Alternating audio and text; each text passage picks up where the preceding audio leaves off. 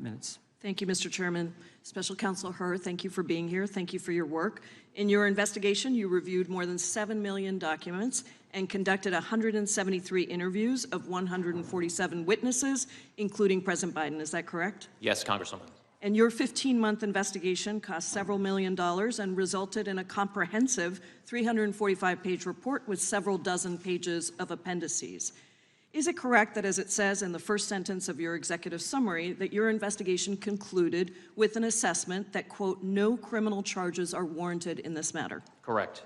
So this lengthy, expensive, and independent investigation resulted in a complete exoneration of President Joe Biden. For every document you discussed in your report, you found insufficient evidence that the president violated any laws about possession or retention of classified materials. The primary law that you analyzed for potential prosecution was part of the Espionage Act, 18 U.S.C. 793E, which criminalizes willful retention or disclosure of national defense information. Is that correct?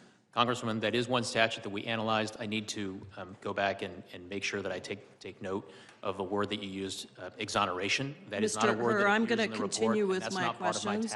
I'm going to continue with my questions. I know that the term I ultimately reached I know that whether the term sufficient evidence existed such that the likely outcome you exonerated would be a conviction. I know that the term willful retention has a Mr. Hur, it's my time. Thank you. I know that the term willful retention has a particular legal meaning, and I want to make sure that that meaning is absolutely clear to the American people before we go any further. As you wrote in your report, to prove as a matter of law that the president, quote, willfully retained any documents, you would need to prove beyond a reasonable doubt 2 elements. First, that the president knowingly retained or disclosed national defense information, and second, that he knew that this conduct was unlawful. Is that correct? That's correct. And to be very and I'm sorry, Congresswoman, that it was national defense information. That's an important third element. Okay, thank you. To be very, very clear, you did not find sufficient evidence to prove either of those elements beyond a reasonable doubt to show that Mr. Biden willfully retained any of the classified national defense materials that were recovered during your investigation, correct? My conclusion was that the admissible evidence was not sufficient to make conviction at trial a probable outcome. Not sufficient. Thank you. Let me ask you about a few specific examples so the American people are clear. One set of documents was discovered by investigators in the president's Delaware home. His staff had assembled those documents into binders in 2014 to prepare him for an event with Charlie Rose. Some of the documents in those binders were marked classified. You reviewed all of the facts surrounding the classified documents in those binders, and you determined, and this is a quote from your report, these facts do not support a conclusion that Mr. Biden willfully retained the marked classified documents in these binders, correct?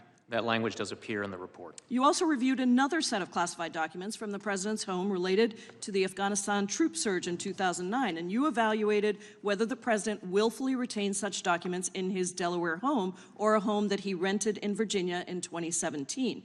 In your report, you said that there was, quote, a shortage of evidence, end quote, for any wrongdoing, and, quote, other innocent explanations for the documents that we cannot refute, end quote. Are those quotes correct? Congresswoman, if you have particular page sites for those quotations, I'd be happy to confirm their accuracy. Page 6. It's right up on the screen. With respect to the 2 quotes that are on the screen, in addition to this shortage of evidence, there are other innocent explanations for documents we cannot refute, and we conclude the evidence is not sufficient to convict, and we decline to recommend prosecution. I was just going to get to that, and you concluded that, quote, the evidence is not sufficient to convict, and we decline to recommend prosecution, end quote. Those are your words in the report, correct? Those words appear in the report. Thank you. President Biden's counsel discovered a different set of documents at the Penn Biden Center and voluntarily turned them over to the FBI. Those documents contain national security information, but you determined that you could not, in fact, prove that President Biden willfully retained those documents because, quote, the evidence suggests that the marked classified documents found at the Penn Biden Center were sent and kept there by mistake. Therefore, we decline any criminal charges related to those documents, end quote, correct? The language, we decline any criminal charges related to those documents, does appear at page 311 of the report. Thank you. You also reached a similar conclusion regarding the documents found in President Biden's Senate papers at the University of Delaware. Quote, for these reasons, it is likely that the few classified documents found in Mr. Biden's Senate papers at the University of Delaware were there by mistake, correct? That language does appear at page 325 of the report. So it seems to me that the crux of the report, the main story, is that you found insufficient evidence to prove beyond a reasonable doubt that President Biden willfully retained any classified materials. That is the story of this report. And I yield back, Mr. Chairman. The gentlelady yields back. The gentlelady from Indiana.